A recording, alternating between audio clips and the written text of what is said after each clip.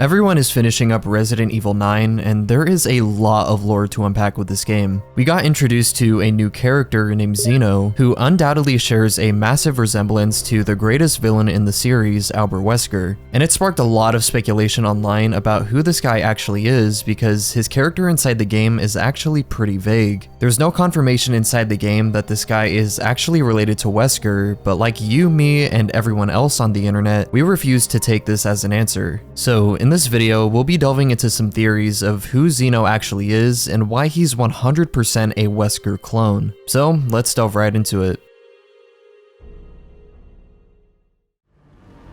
I've been waiting for you, Grace. So to understand these theories, we need to analyze what was actually given to us about Zeno in RE9. We learned that he's a high-ranking member of the bioterrorist organization called the Connections, and he extended his hand out to Dr. Victor Gideon in his quest to unlock Elpis, what they believe to be Oswell Spencer's last virus that was capable of mind-controlling its host.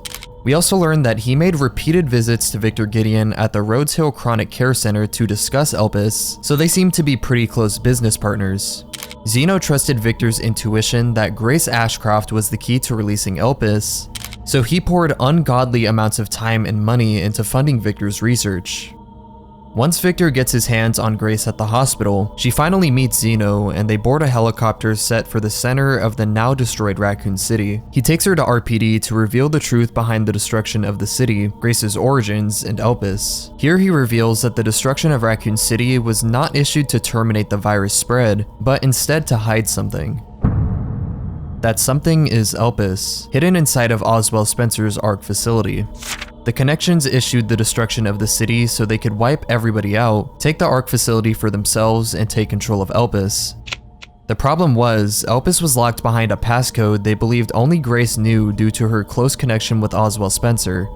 When Grace entered the passcode correctly, it turned out that Elpis was not what everyone thought it was. It was instead an antivirus that Zeno hastily injected into himself, unaware of its effects. He lost all of his powers and blamed Victor for his research being incorrect.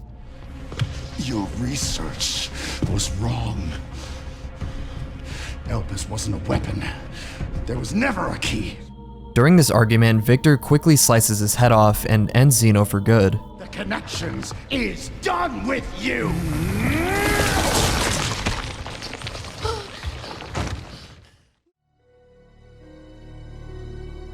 Now that we understand Zeno's role in the story, here's what we've been able to gather about his ties to Wesker. Aside from the obvious similarities in appearance, the same slicked back blonde hair, pale skin, sunglasses, glowing eyes, and fancy attire, let's take a look at his powers.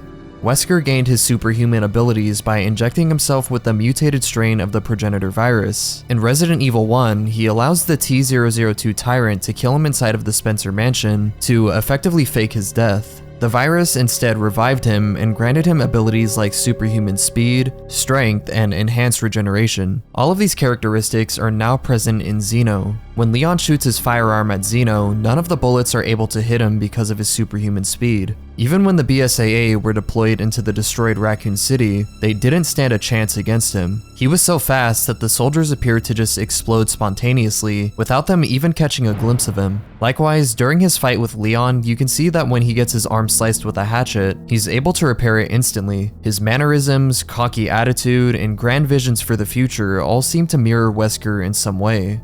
Not to mention that the voice actor and mocap for Zeno is the same exact voice actor and mocap for Wesker in Resident Evil 4 Remake, Craig Bernatowski. This, in my opinion, is almost too blatant to just be a coincidence. One thing that's for certain is this is not the same Wesker that we once knew. I think most of us can agree that his fate was sealed in Resident Evil 5, but talks of Wesker cloning have been in the RE community for years now. This is not a new concept, and here's where the theories come in. We know Zeno is a high-ranking member of the Connections. The Connections, just like every other bioterrorist organization in the series, is obsessed with getting its hands on the latest bioweapons technology. In the ARC facility, we can examine on computers that the Connections were involved in selling variants of bioweapons very reminiscent of those created by Umbrella, such as the Garmer Dogs, the T-501 Tyrant, the Lickers, and the Nemesis Y. They were all developed from information the Connections effectively stole from Umbrella. It's possible that Wesker's DNA could have also been stolen in this process to create a new variant of him. This becomes even more apparent when we introduce something called Project W. Project W, also known as the Wesker Plan, was a covert operation created by Oswald Spencer. Its objective was nothing less than the creation of a genetically superior human race, individuals who would stand above the rest of humanity in intellect, strength, and evolutionary potential. The program was named after its first appointed director, Dr. Wesker. Every successful child candidate selected for advancement was also given the surname Wesker. At its core, Project W was deeply intertwined with research into the progenitor virus. Unlike other viral experiments conducted under Spencer's influence, this operation focused not on weaponization alone, but on controlled human evolution. Through genetic screening, selective upbringing, and viral enhancement, Spencer sought to guide humanity toward what he believed was its next stage. In its earliest phase, Project W oversaw several test subjects. Hundreds of children from across the globe were identified and taken, some through legitimate adoption channels and others by far more discreet means. And selection wasn't random. Each child was chosen based on a specific criterion: the perceived contributions of their parents to humanity. Intelligence, influence, and legacy were treated as indicators of genetic worth. They were raised in privilege, provided with elite educations and access to resources that few could imagine. But beneath the surface of opportunity was constant surveillance. The Project W team monitored the children carefully. By 1998, the project narrowed its focus. From the original pool of hundreds, 13 individuals were identified as the most promising, the cream of the crop. They were selected for the program's final and most dangerous phase, deliberate infection with the progenitor virus. However, the results were catastrophic.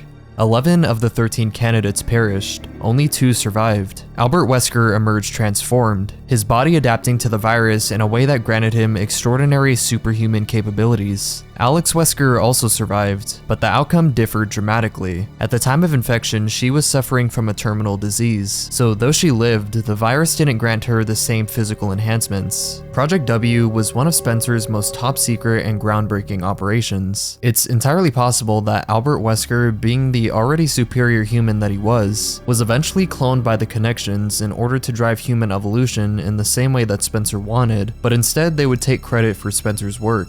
During the ending of RE9, Victor says something very eye-opening. You are nothing but an imitation. He mentions that Zeno is nothing but an imitation, and you can tell Zeno was obviously bothered by this. Is it possible that Zeno is trying to live up to what Wesker was? I think it is, especially when you consider this bonus theory. What if Zeno is an undocumented survivor of Project W? We already talked about how Albert and Alex Wesker were the only survivors of this program, and deemed the best of the bunch. Is it possible that Zeno is an unreported survivor of the program that somehow withstood the progenitor virus infection and gained similar powers to Albert Wesker? It's maybe possible that the Connections somehow seized him and kept his identity concealed after all this time. Everything is up in the air at this point for discussion, but what do you guys think? I hope I cleared up a little bit of the confusion in this video, but I want to hear your thoughts and opinions in the comments below. Also, this video goes over the most evil locations inside of Raccoon City. Much of it has ties to RE9, and if you enjoyed this video, you should definitely check it out. But thank you for watching, and I'll see you in a new one very soon.